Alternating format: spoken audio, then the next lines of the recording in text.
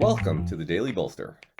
Each day we welcome transformational executives to share their real-world experiences and practical advice about scaling yourself, your team, and your business.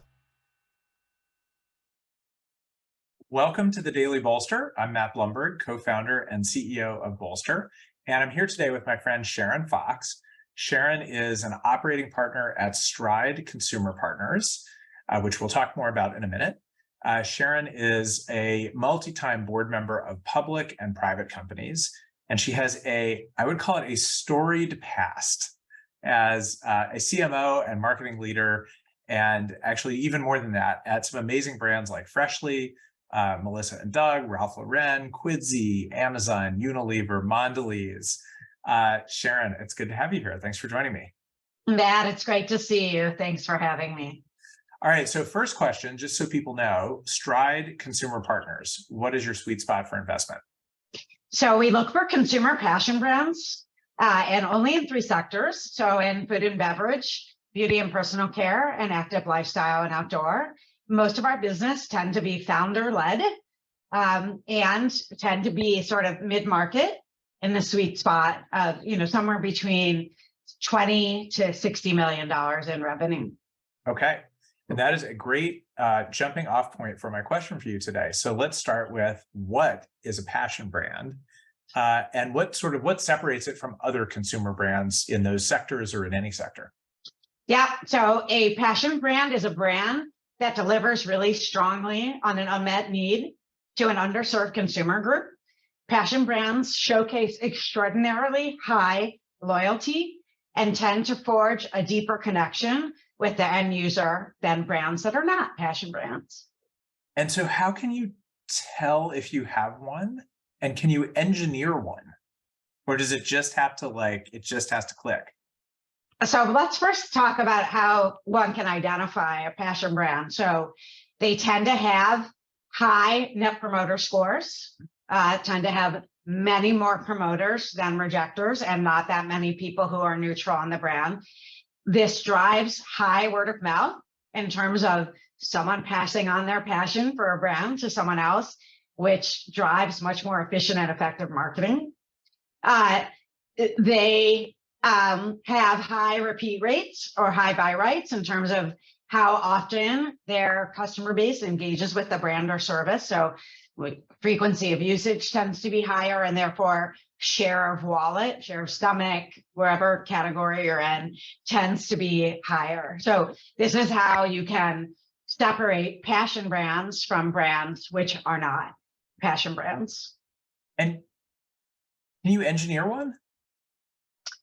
I think it's really hard to engineer a passion brand, but I will say that if you find a deeply underserved consumer segment and you yourself are agitated or annoyed or disgruntled by the lack of solutions for a specific need state that a consumer has, if you can come up with a much better solution than what else is currently in the market, those types of brands positioned and founded that way tend to create more passion, just because someone is like, I finally found it, right? I finally found X to do Y better than anything else I've ever tried.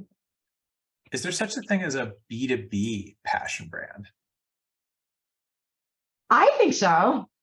I mean, Shopify is brilliant in terms of the ease of use and the platform and how amazingly powerful it is, and how to unlock e-commerce capabilities, which 10 years ago required just a lot more work. So to answer your question, I definitely think so. That's the one that just came top of mind for me as we do a lot of work with them, but yes. All right, so last question. So I'm a founder, I have a passion brand. It sounds like you have one if you have a tiger by the tail, right? Word of mouth, things are taking off. What are the three most important things that I need to get right, or at least not mess up? So number one is a defensible, compelling, persuasive point of difference, meaning that your brand has to really be differentiated in the market in a way that someone who you're prospecting can recognize that you're different. We like to think about key purchase criteria, which is when someone is deciding that they're going to buy something, what criteria are they looking for? And there's what we call the criteria that is entry. If you're ice cream and you don't taste amazing, probably not going to do well, but just tasting amazing is not enough. What else do you stand out on? So those are like the number one. And then I actually believe that when you are going to market with your brand, you can't just use performance marketing or algorithmic marketing to really communicate your brand story and your founder story and why this brand or this service was created. You really have to know your brand architecture, and you have to be willing to spend the time building your brand and developing your brand. So you need more than just performance marketing to do that. If you do all those things and your product is superior in quality and performance, you'll usually see success as long as your economics allow you to get there. Right. And of course, that last one is critical, at least at some point in your life. Yes, especially today. Especially today. All right. And last bonus question. What is your current favorite passion brand, whether it's one of the ones that you all work with or someone else?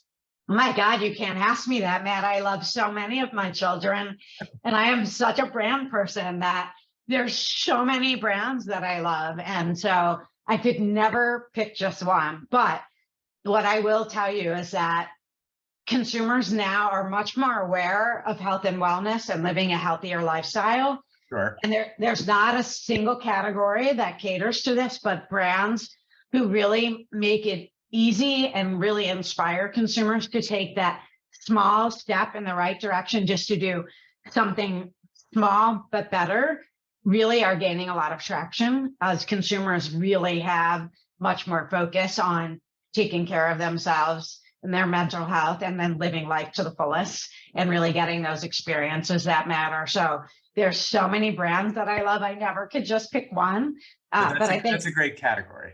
It is, and it's very broad. There's so many different sectors within that category that are really learning and testing and learning what really works. All right, Sharon Fox, expert on passion brands. Thank you so much for joining me. Thanks for having me. It's always fun.